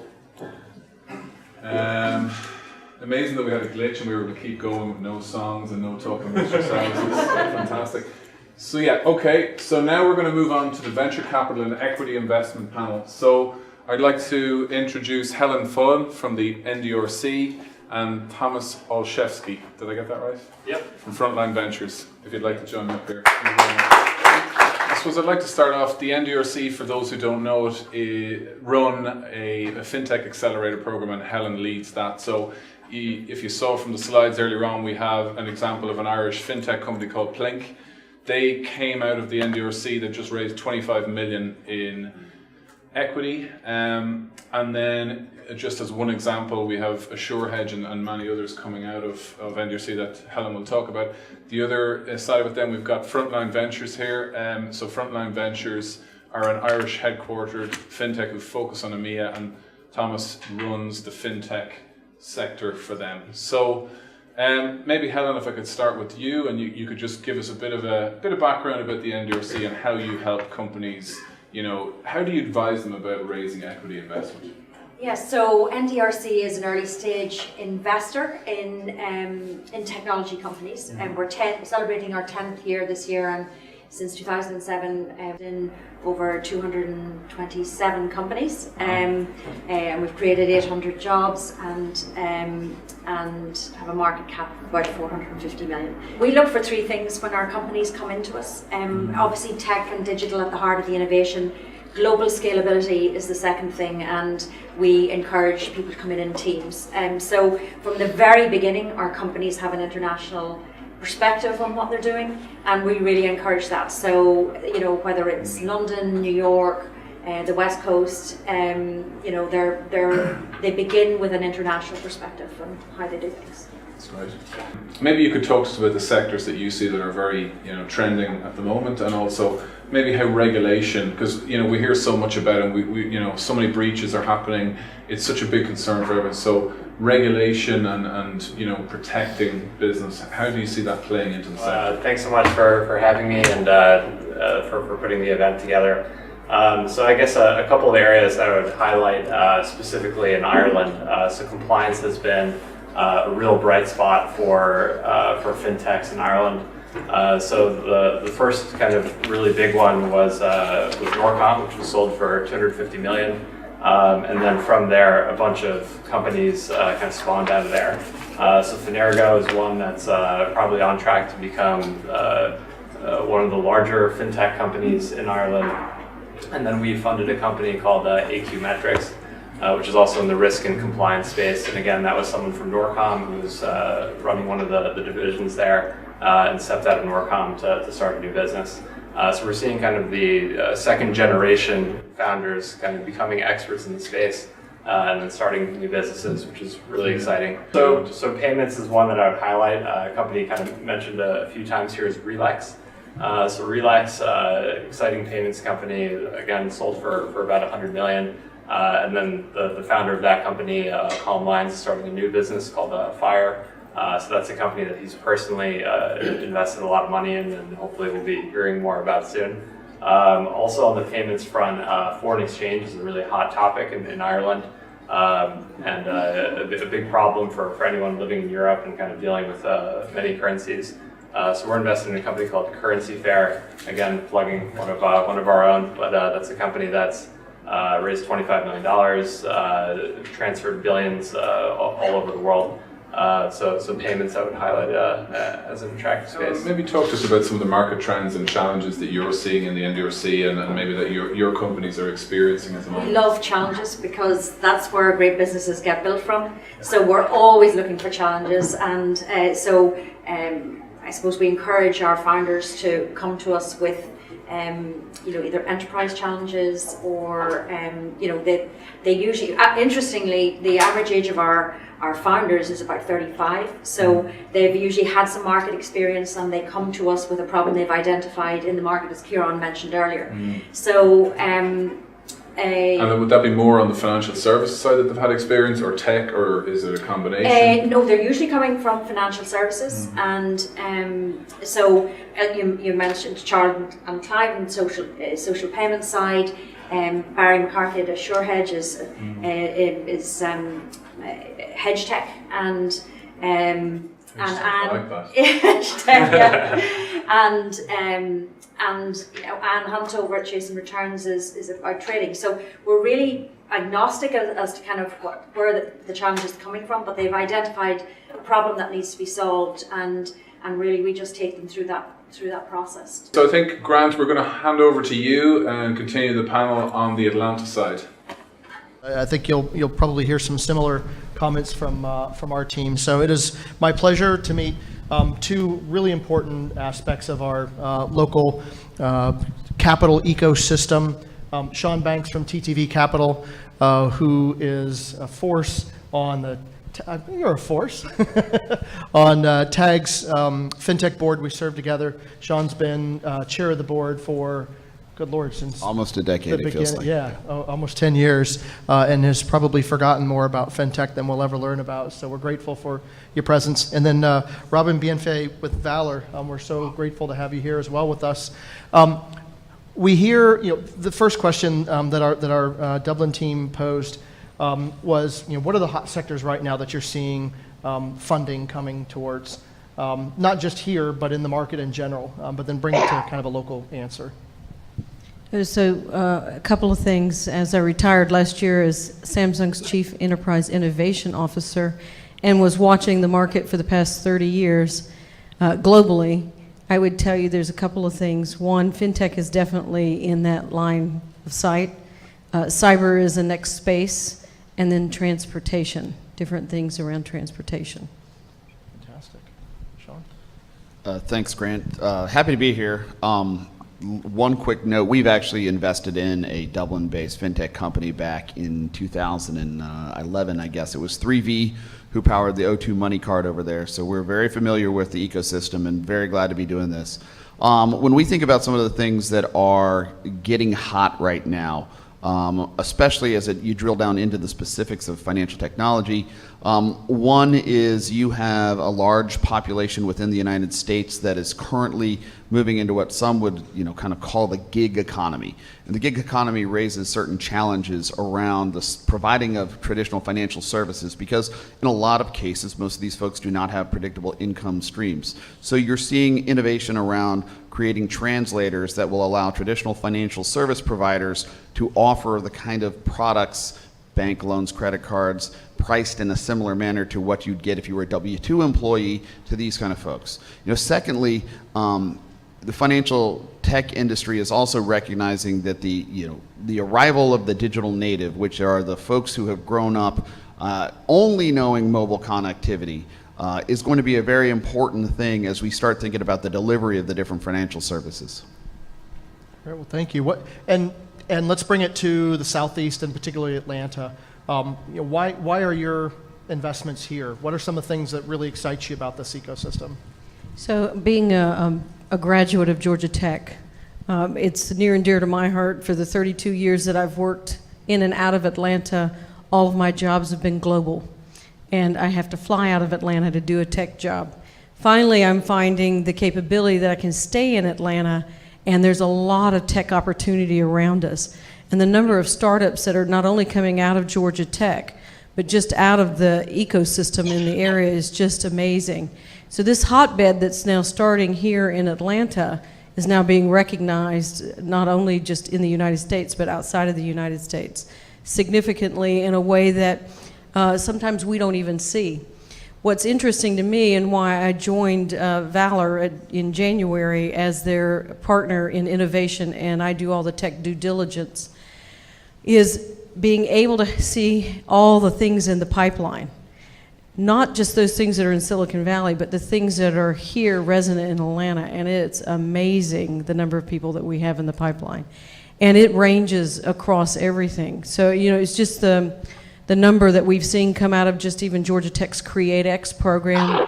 I think they had 300 come out of the program last year, and that number is not just doubling, it's multiplying 10 times. So I just think that this is just a wealth of opportunity here, not only with that, with all the talent that's still here. Thanks, Sean. Sure, that's an absolutely phenomenal way to put what's going on here, especially from the broader tech ecosystem. As I drill down and I think about what's going on in the fintech ecosystem, We have worked really hard over the last 8 years to kind of shake off the Southern humbleness to let folks know the fact that we do have this cluster of payment strength and diverse fintech talent here in and around Atlanta. We have pushed hard to try to foster more and more innovation for the executives and the entrepreneurs either coming out of Georgia Tech or leaving corporate America who are looking at opportunities to drive innovation. And one of the things that I try to stress as much as possible, and I'm going to give Marianne Johnson credit for this because she said this a couple years ago, what you have when you have 15 million merchants and 70% of all payment card transactions being processed through a place, you have the last mile of connectivity to that entire base. So Atlanta becomes incredibly important as entrepreneurs look to touch those constituencies. There are all of them clustered around here. While you may be able to build incredible tech out in the Valley and find tremendous amounts of funding in New York, you can get to the customers in Atlanta. Well, that's a great point. So one last quick question, and then Peter, I'll actually pose it back to your team if you've got time to answer it. We get a lot of calls from startups and scaling companies from overseas who are looking for U.S. capital to help them expand, and I'm sure you face that same issue. Can you talk just for a second about is it difficult and why for foreign companies to raise capital in a new market they're looking in, and any recommendations or suggestions you might have? Well, I'll just, so briefly, I just launched Atlanta Tech Park. I bought a building back in March and built it out as a tech accelerator. It's 43,000 square feet. And we had our open house last week. And the interesting thing is our first client is actually a Canadian company. And they are in the facility. And I've already tied them to some funding. Now, from Valor's perspective, we need to have them land and become a U.S. entity. And they're working that so that we can actually put U.S. funds to work for them. And so those are some of the challenges within our own fund, but as you know, as we grow, we'll be able to expand. But the nice thing is, being part of that funding community, I can now actually reach into other partners that I have, whether they be in Canada or anywhere else, to bring money to the table to also help them move forward. Great. Well, financial tech and financial services in the United States is a unique animal. We have 15,000 banks here. Most of their countries have 3 to 5. So there's a lot of different ways to go to market. But I think one of the important things to remember, especially as you're coming from Europe, is you've got proof points to point to about success. Europe was far, far ahead of us in terms of chip and PIN. Now we're finally starting to catch up there. And so showing the fact that you can use what's going on in the European marketplace, especially around payment technologies at the point of sale, as a corollary to why it's going to be successful in the United States and point to other trends, that's incredibly important too. Great. Well, thank you both. Peter, back to you if you have time to address that question with your team. Yeah, absolutely. Thanks, Grant. And I've got to say, it's a small world, and in the interest of bridging the Atlantic, once again, just what Sean mentioned there about 3V, that was actually my first ever job in fintech, was rolling out 3V across Europe before it, that business was founded within Alfire and then obviously spun off a few years later by Kieran Guilfoyle. So I'm sure, Sean, we could do 2 degrees of Kevin Bacon later on that one. What would you advise the startup fintech companies to look out for and focus on as they set out their journey in whatever part of fintech they might be in? I'd say the hardest part for any startup is customer acquisition. So, finding customers who are willing to pay you for the product. It sounds like the most obvious thing, but a lot of people are building, products that aren't solving problems or that aren't able to command a premium that makes kind of the effort worthwhile. So if you're starting a new business, find a customer, find out what they want, start building what they want. I'd say that would be my biggest piece of advice. Spend some time with us at NDRC. We are the best place to start, and have the data to show it. But we run a series of pre-accelerators, as you mentioned. We've got one starting now in November, over the month of November, and we'll be spending time with our teams on their business model canvas, customer validation, value proposition, and their market opportunities. So I think getting some good advice, some guidance. We have a super team of mentors that have come in, such as yourself and Dave, that come in, and Peter, who help the teams and give them some really important advice at a crucial stage of their development. So I think getting a really good start, surrounding yourself with really super people, the best that you can find, be that your peers or mentors or people who have taken the startup journey before you. That's I think the advice we have for them. Thanks very much. I'd like to thank our panelists here. That leads us on nicely to the Fintech Battle. So, big shout out to Jared Servoso and Scott Henderson in Atlanta. They've been watching a lot of MMA lately, so they decided to come up with this poster and really get the competitive juices flowing. So we've got the Fintech Battle of the Atlantic now. 3 Irish companies, 3 Atlantic companies, and I'd like to welcome Andrew Quinn from Dublin Business School to introduce our 3 Irish fintechs. Good evening Dublin, good afternoon Atlanta. I'm not going to keep it too long. I'm Andrew Quinn, Course Director, Accountancy and Finance Programs here at Dublin Business School, and it's my even greater pleasure to introduce you to 3 battlers from Dublin. So I don't know if you care to come up or you want to come up one at a time. I'm going to do the introductions in one go. We have Klaus Christiansen, Know Your Customer, based in Dublin, and they offer compliance solutions. I have Sean Fitzgerald, don't know where Sean is. Here's Sean from NewerPay, and NewerPay are based in Kildare, and they offer alternative payment solutions to credit cards. And finally, I have Greg Birdwhittle. Where's Greg? There he is.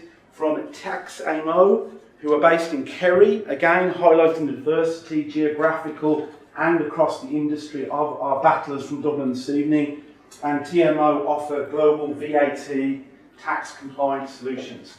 So I'll start off with Klaus. Thank you very much. We want to bring the anti-money laundering processes into the 21st century because they're not currently. Compliance teams everywhere are under immense pressure. On the one hand, regulation increases all the time. In Europe, we have AMLD4 coming in new revision, we sometimes call AMLD5. In the US, the countdown to FinCEN CDD rules goes until May, I think, next year, and then tighter regulation applies. This makes the work of compliance teams harder. There's business demands. I mean, we live in a mobile world, not an online only. Business needs faster onboarding processes. They can't wait for compliance to delay the process a long time. So, and that's where it meets. The compliance teams are, in a way, stuck in the 1980s. They rely on paper-based processes mostly for onboarding of corporate clients. They need certificates, they need annual returns in paper often. Sometimes it's emailed, not very secure, not very compliant, but that's done. So that's the big blocker really at the moment, a slow onboarding process because of compliance. And there's 2 ways to deal with that. One way would be to be not all that compliant maybe, take it a little easier. That speeds up the customer journey pretty quickly. Unfortunately, it's expensive. Fines have been increasing a lot lately. We had 2 high-profile cases here last year in Ireland, or this year even, about 3 million there, ABE and the Bank of Ireland. That's nothing really compared internationally. Deutsche Bank has been fined, I think, $630 million for violation, so that's not really an option. But I'm here, so we have a solution there. Our platform automates most of the anti-money laundering and KYC journey. We start the corporate KYC cases by automatically getting the company documentation, not from the customer, not waiting for paper there, but instead going straight to the company registries that hold them. They're mostly online, mostly available. We connect them to the system and get the documents. And we then continue by processing these documents by software. We extract information, like the shareholders, which turn into beneficial owners according to regulation. And we then run the process of anti-money laundering checks, which is sanctions, PAPs, financial crimes, terrorism on these entities and individuals.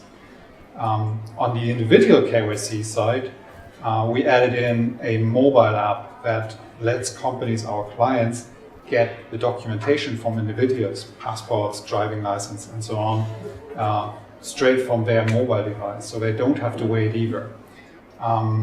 We then check with algorithms the validity of those documents, and that is a lot safer than having manual checks with compliance people just looking at copies. All in all, this could compress, in most cases, the customer journey from 3 weeks, from 26 days, actually, that's the official number of average onboarding time for corporate clients and financial institutions, to 1 day, because documents and information is available immediately.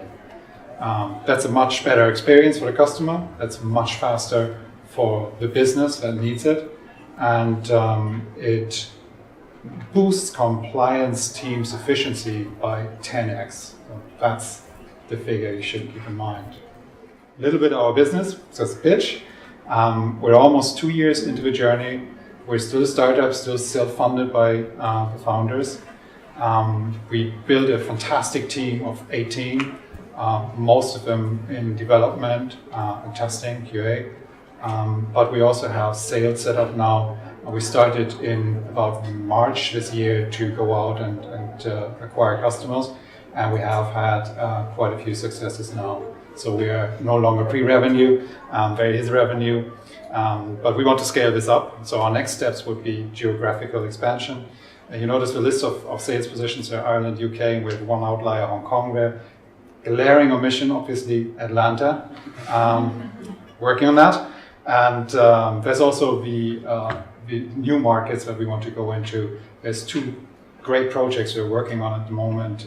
That is KYC on the blockchain, because there is actually a natural affinity, and there is kind of a reverse disruption of ICOs, because they certainly need good KYC and they don't have it at the moment. Oh, that's for me. Thanks.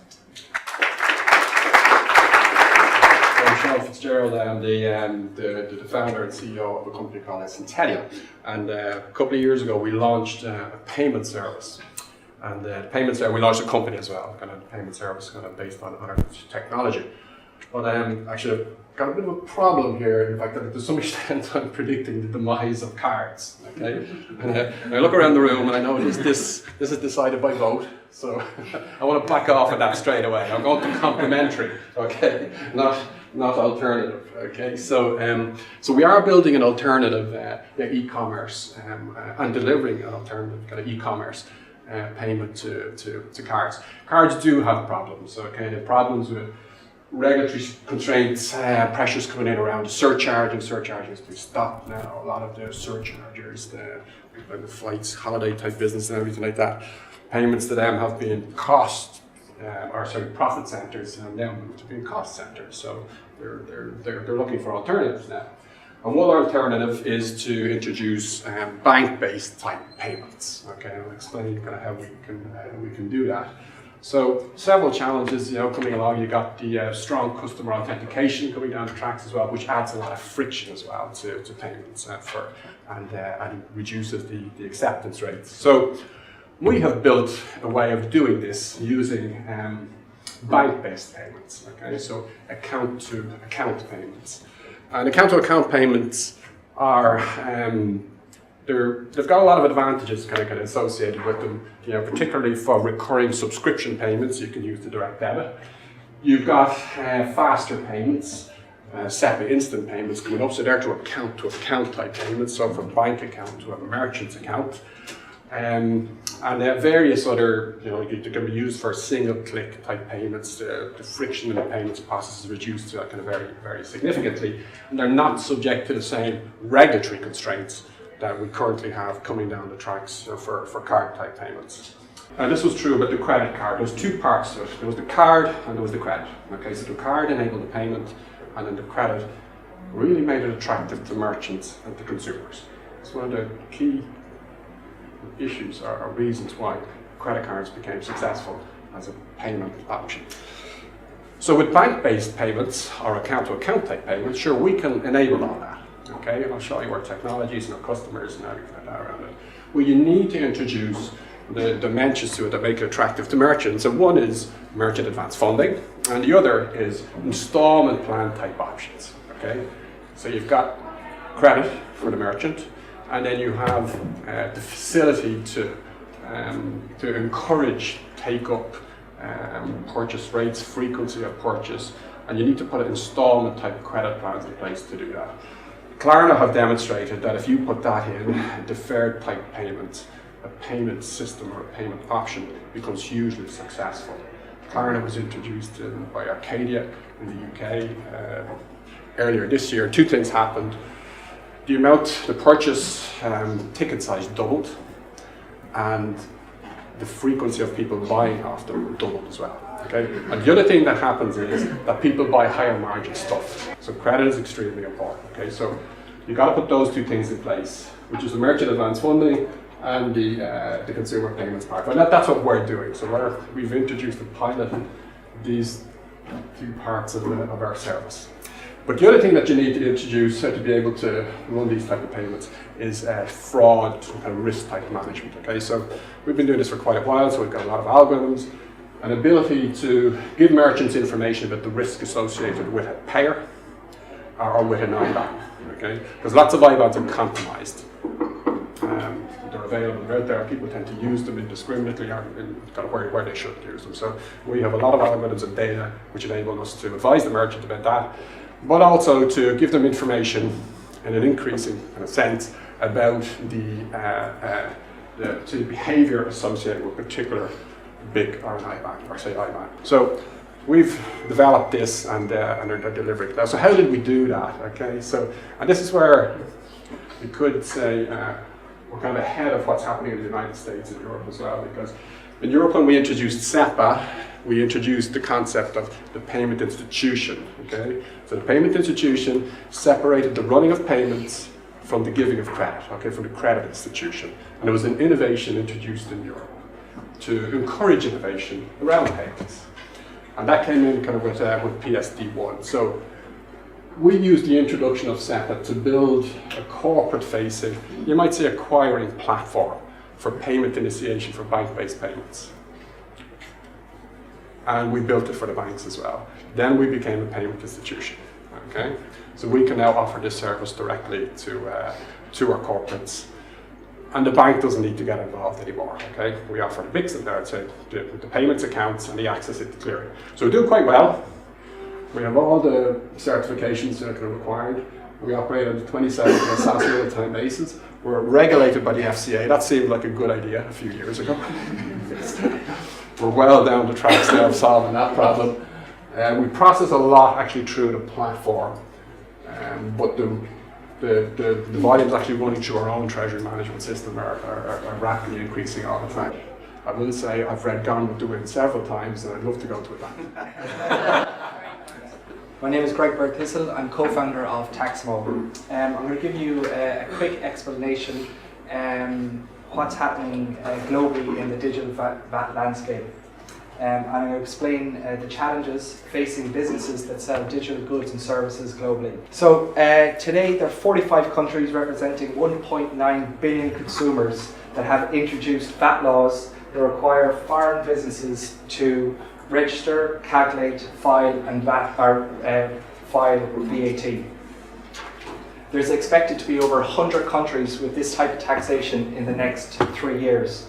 The challenges for businesses to comply with these VAT laws is that every country has different requirements for VAT calculation, registration, filing and remittance.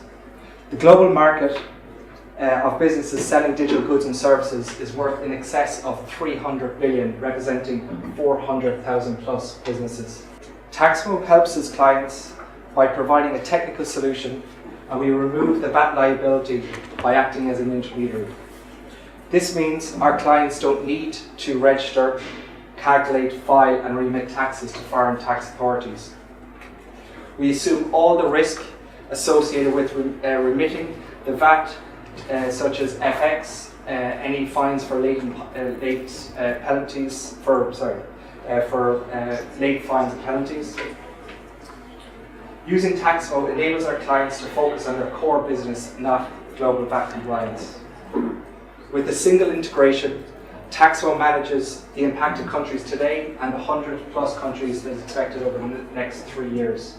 A key benefit of using Taxmo is that we guarantee we can do it cheaper than our clients doing it in-house. Today, Taxmo has 500+ global clients ranging from multi-billion-dollar businesses such as Shutterstock, SurveyMonkey, all the way down to start tech ups. Our vision is Taxmo will be a critical part of the global e-commerce infrastructure, and we will be trusted and seen as the world's indirect tax clearinghouse. And we will do this by removing our clients' VAT liability so they can focus on their product. Thank you. Thank you. Appreciate it, and congrats to all of your startups. That was fascinating. Love to hear what's going on in your market.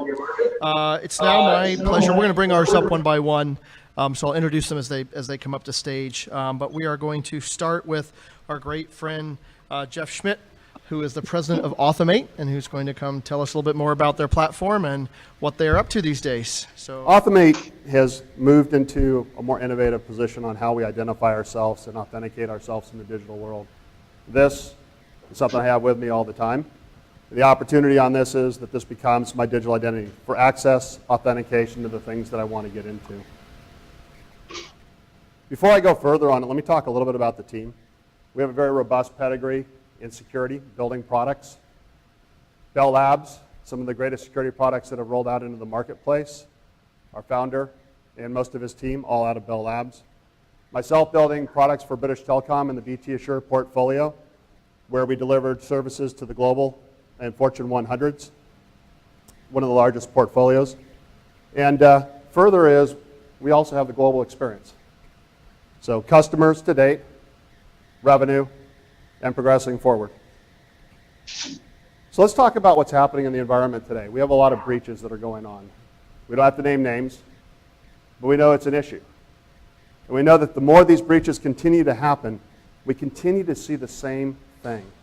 More security, more policies, more process, more onus on the individual users. It's an issue.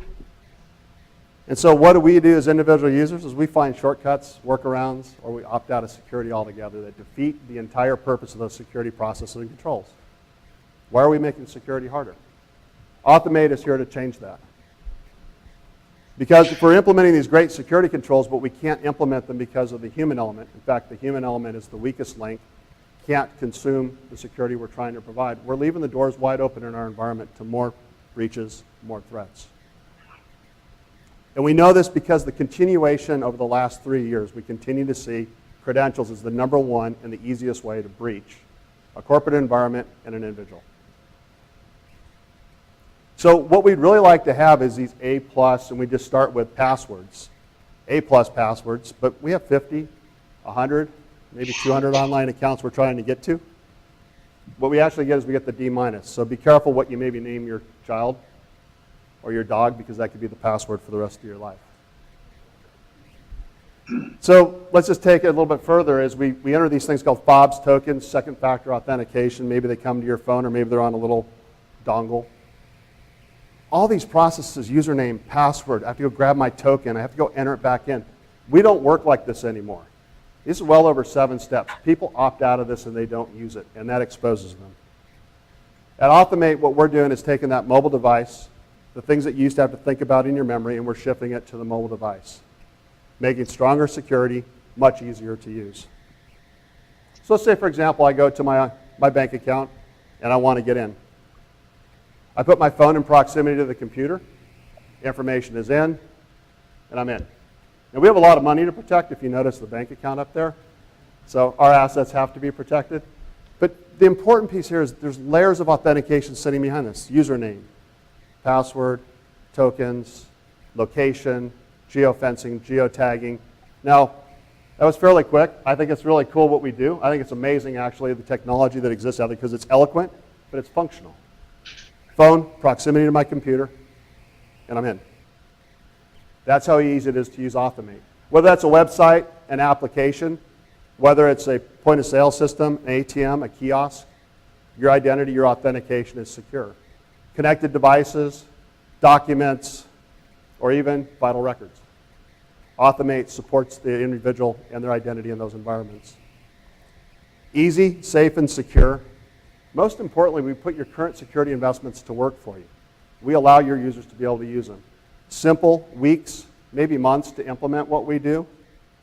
And even better is, it allows your end users to actually use the security controls that you want to put in place. They can consume those hard things that before they had to think about all the time. 5 patents that we have issued inside our environment today. It's important because innovation in this area is not only important, but it's necessary to change the way we think. The same things that got us here, the thinking that got us here, has to be changed.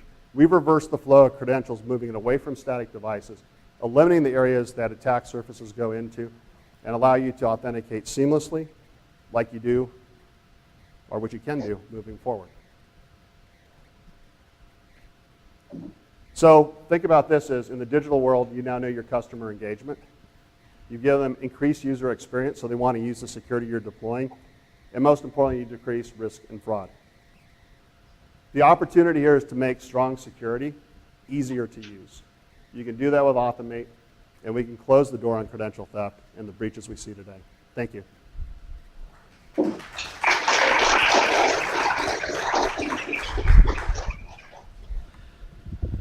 All right. Thank you so much, Jeff. It's now my pleasure to introduce another great friend of Fintech Atlanta and our region, Andrew Gawasak, who's a co-founder of TrustStamp. Andrew? So my name is Andrew Gawasak, and I'm the CEO and a co-founder of TrustStamp.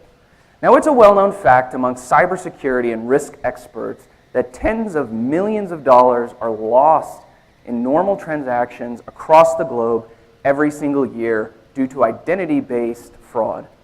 Now, the problem is that solving this issue is becoming more difficult, not easier. For example, in 2015, the Office of Personnel Management lost 5.6 million full sets of fingerprints. In 2016, Anthem lost 78 million personal records. And just last month, I'm not going to put a number on it, but I'm going to name some names here. Equifax, Deloitte, and even the SEC all had major data breaches. Any companies relying on knowledge-based authentication now have to know the data backing that system is compromised. Knowledge-based authentication is dead. And so what TrustStamp provides is an alternative to traditional knowledge-based authentication by combining facial biometrics with artificial intelligence. The way that our system works is that our AI tool will compare a user's face against a government-issued photo ID, and it'll prevent spoofing by using multi-layered proof-of-liveness tests. This allows us to verify that an identity is not a picture of a picture, it's not a 3D printed face, and it's not even a high-quality video. Now, at this point, once the face is verified, the business can tie attributes to it using data mining, and then the identity is converted into a biometric hash and stored securely on enterprise servers or even optionally in the blockchain. Now, while this is our core solution, we understand that businesses' authentication needs vary from country to country, from company to company, even from use case to use case. And so we've intentionally built our solution as a series of independent microservices that allow us to build custom or semi-custom solutions for businesses who would not otherwise be able to innovate. And this model has worked fantastically well for us. Since our founding in 2016, we have raised $4.4 million, including an investment from the National Association of Realtors. But more importantly, we have secured 2 major enterprise clients. One is the National Association of Estate Agents located in the United Kingdom. For them, we have designed an automated and biometric-based Know Your Customer and anti-money laundering tool. And our second customer is an American S&P 500 bank. That contract has already generated $600,000 in revenue for us. And the way the bank is using our technology is during new client onboarding. Using biometrics, they are able to decrease friction, but also increase security during this process. So it used to take over a week for the person to verify their address and require them to answer those silly out-of-wallet questions. Now it only takes 30 seconds, and it's as easy as taking a selfie and a photo of their ID. Now, I'm happy to say that this product was delivered in March of this year, and our bank client has already asked for 2 new products using our core technology. Now, with the recent announcement from both Apple and Samsung that brings facial biometrics to the forefront of consumers' minds, we fully expect that there's going to be a wave of competitors coming into this space. But they can really be broken down into two major groups. One are those who use facial recognition but have no proof of liveness. These are not acceptable for enterprise use, particularly in light of all the recent data breaches, because they are so susceptible to attacks without that proof of liveness. The second group are those who use an antiquated version of proof of liveness, which we've actually seen defeated either using an iPad or just 3 pieces of paper. And so moving into the future, TrustStamp is going to continue to build its technological competitive advantage in adding enterprises into its system in order to create a shared facial biometric network in order to fight fraud across industries. Because that biometric hash I mentioned is unique to each user, but it contains no personally identifiable information and can't be reverse engineered into the person's face, really making it an ideal authentication point for businesses to use for inter or intra-institutional fraud prevention. So we are a proud Atlanta-based company. We are members of the Atlanta Tech Village, the ATDC, TAG, as well as the Coca-Cola Bridge community. So if you would like to learn more about this issue of identity and trust, whether you are in Ireland or Atlanta, I'd be happy to speak with you afterwards. Thank you, everyone, for your time and attention.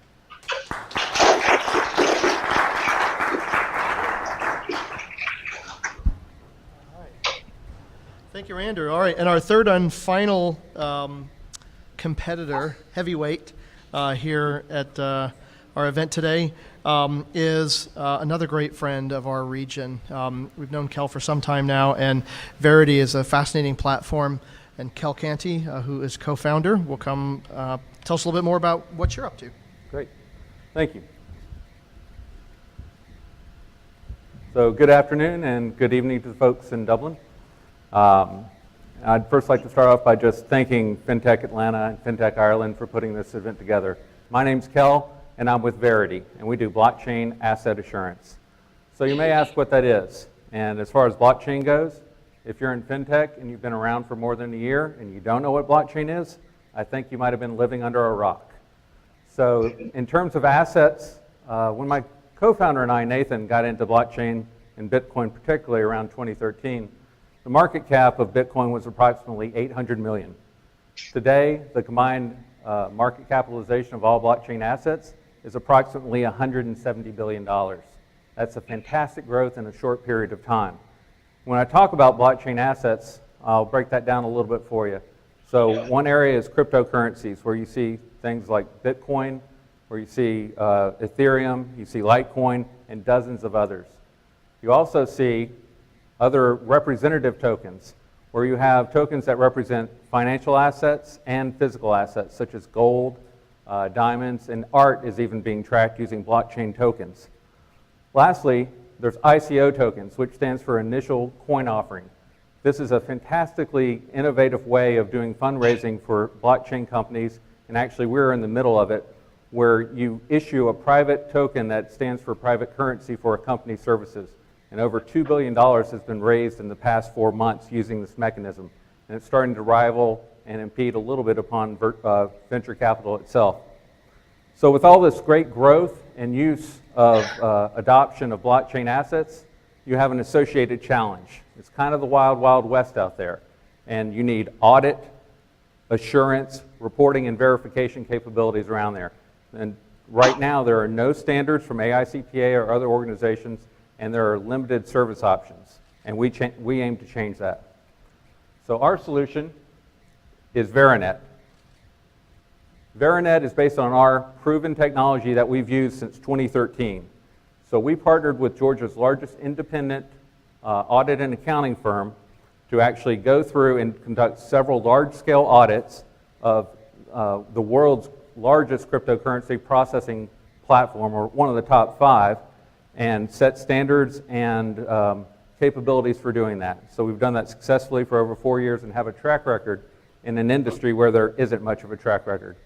And what we're doing with Vera Net is we're leveraging that product and turning it into a network capability so that there will be a global standard for audit, verification, and reporting around that. And then expanding from Bitcoin out to all the other blockchain assets that I discussed earlier. So what's the roadmap for us?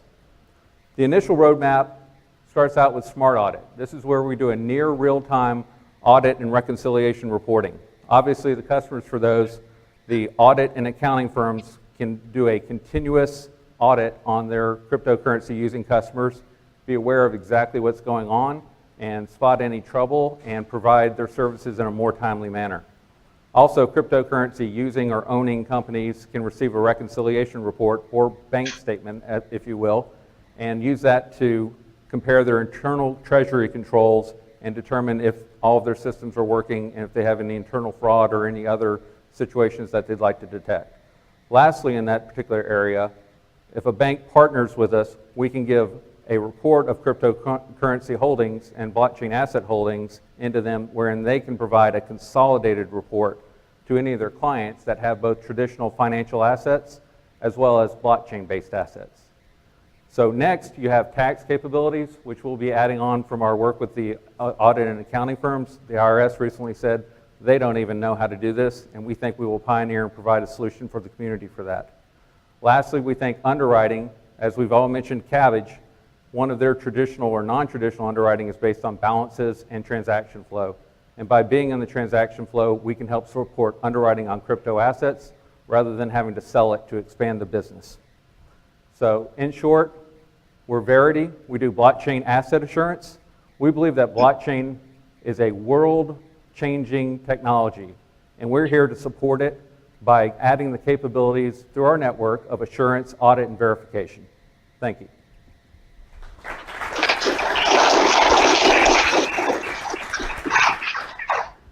Great. Well, thank you, Kel. Well, that's our three startups from this side of the pond. Peter, I'm going to pass it back to you to talk to our audience and your audience about how to vote, and we'll get this puppy started. Okay, so now what we're going to do, so we're going to have an Irish winner and we're going to have an Atlanta winner. So we're going to start off, again, it's audience participation time, so please get your mobile devices out in Atlanta and in Ireland. We're going to pop up the vote now in a second for you to vote on the Irish winner. So whether you're streaming on the web or you're in Atlanta or in Ireland, now we're asking you to vote on your favorite Irish fintech. Great. So let's throw the winners up. Let's throw the winner up on the board. We're going to do prizes afterwards. What we're going to do now is switch to Atlanta, and sorry, we're actually going to, as in, switch to voting on our favorite Atlanta fintech. So again, this is for everybody live on the web, everybody here in Ireland, everybody in Atlanta. Okay, so we've reached the time, so let's pop up the vote results. Wow, so again, very close. I'd now like to invite up our prize presenters here in Ireland. So Lexi Koutralakis, who came over this week, not especially for this, but you know, this is part of it, from Atlanta, and she's a volunteer with Fintech Atlanta. And we also have Richard Harris, the head of international operations at Feedzai. So Feedzai are a Portuguese-founded fintech in the machine learning space of artificial intelligence, which they apply to fraud detection. So founded in Portugal and have a significant fintech base in Atlanta. So Richard and Lexi, if you'd like to come on up. Sure, so like Peter said, I am a native Atlantan. It's my first time in Dublin, first time in Ireland, and I've got to say one of the things that's really comes through the most about the city is not only the curiosity, but the entrepreneurial spirit that just echoes through the city is really amazing. And I think all other companies here today really did Ireland proud in that sense. Thank you. Thanks. I just wanted to say it's no surprise to see that so many of the fintechs, both here and in Atlanta, are talking about risk as a core issue, because it is such a big issue in the payment space. Proud to be part of here, working with Peter and the team. Feedzai are a big partner with First Data and also with the Merchant Risk Council, so shout out to them for the sponsorship on the side as well. So thanks everybody. Great.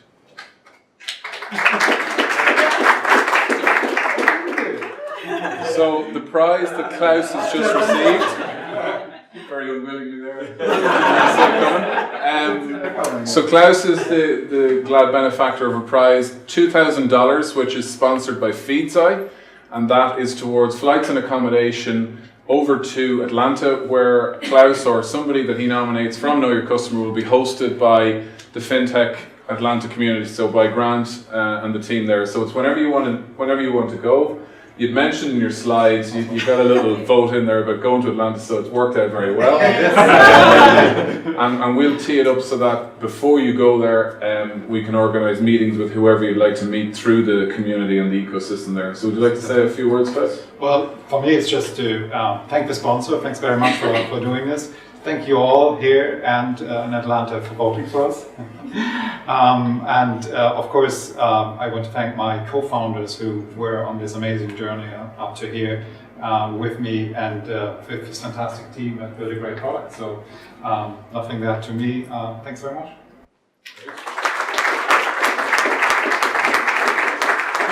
Well, before your winner leaves, we're going around the room and taking whiskey orders for at least one suitcase when they come over, so I'll make sure and get that over to you.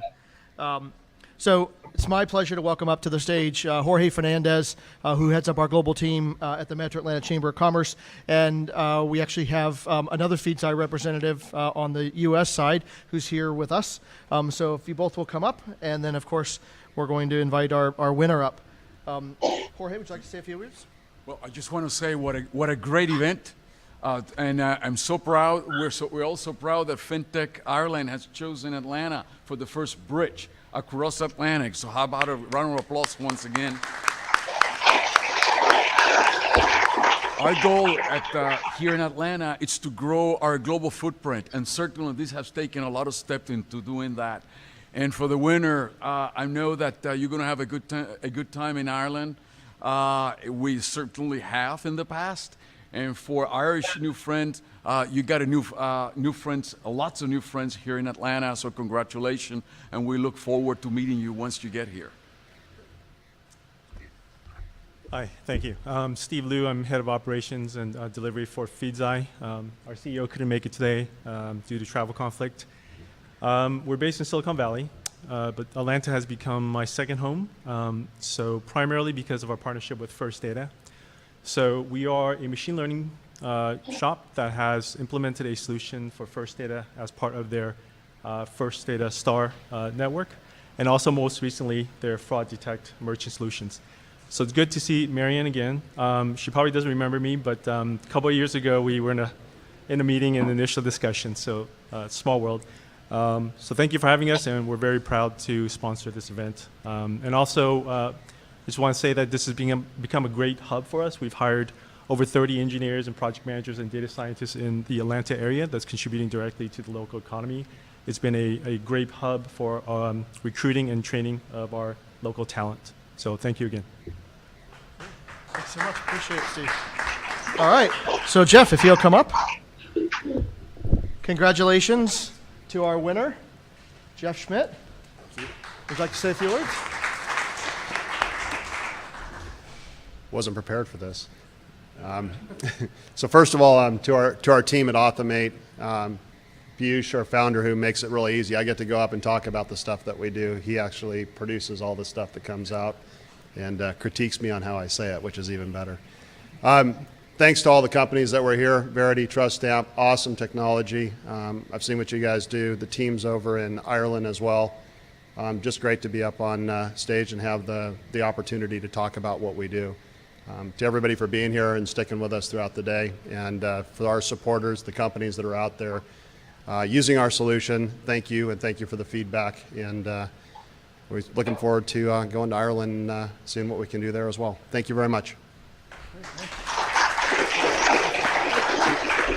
Here it is. It's your official trip to go to Ireland, and also to welcome you into the 2017 cohort of companies that are part of the Atlanta MEP and part of the export plan for our region. Thank you very much. We're very proud of you. There you go. Here with you. Thank you. All right. This is where you all take pictures. There we go. Thanks, all right. Thanks, everyone. So before I put it back to Peter, I just want to say An amazing amount of work went into making this happen from both sides of the pond. Scott Henderson and your entire team here have been working for months testing this technology, and I just want you to know how much we appreciate everything that you and Jared and everybody on your team have been doing. It's been a pleasure to work with you, and we look forward to having many more of these. So with that, I'm going to pass it back to Peter. Yeah, I think I want to echo what people have said there. That was a great, we saw some great companies pitching on both sides of the Atlantic. I hope you've gotten a lot out of tonight in terms of hearing, the presence that, and the link place since the 1980s really, in the case of some of the companies like Elevon, Global Payments and First Data here in Ireland, and vice versa, with, hearing from companies like Sysnet coming from Ireland, but also True Rating coming from the UK, and indeed Feedzai coming from Portugal. There's so much crossover in fintech across the Atlantic. So really, I'd just like to say thanks very much for attending. I think in terms of the connections, if you want to see the profile this has received, if you just go and have a look at the Fintech Bridge Twitter handle, you'll see the amount of activity and retweeting that's happened tonight. The same if you want to look at Fintech Ireland and Fintech Atlanta, you'll see a lot of great activity there. Great profile for our companies here in Atlanta. And I suppose just to close up then, we have a post-event networking here in Dublin in Hogan's Bar. So we've, thanks Emer, the team at DBS have arranged and booked an area for us in there. So please feel free to join us down there over the next couple of hours so we can debrief. And yeah, I think I'm just going to hand over to Jorge now to do the wrap up for Atlanta.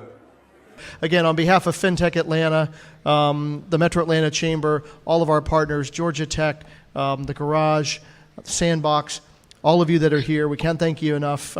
Thank you, Peter, and your entire team in Dublin for deciding to work with Atlanta first when you're looking across the pond. We hope this is the first of many of these types of events. We are anxious to meet your winner when they're able to come over here, and we thoroughly expect you to show our winner a good time, put him back on the plane as sober as possible, and get him back to Atlanta. But with that, I will close our side, and please stay for more live music and networking. Thank you so much. Drive home safely, and thanks to our friends in Dublin.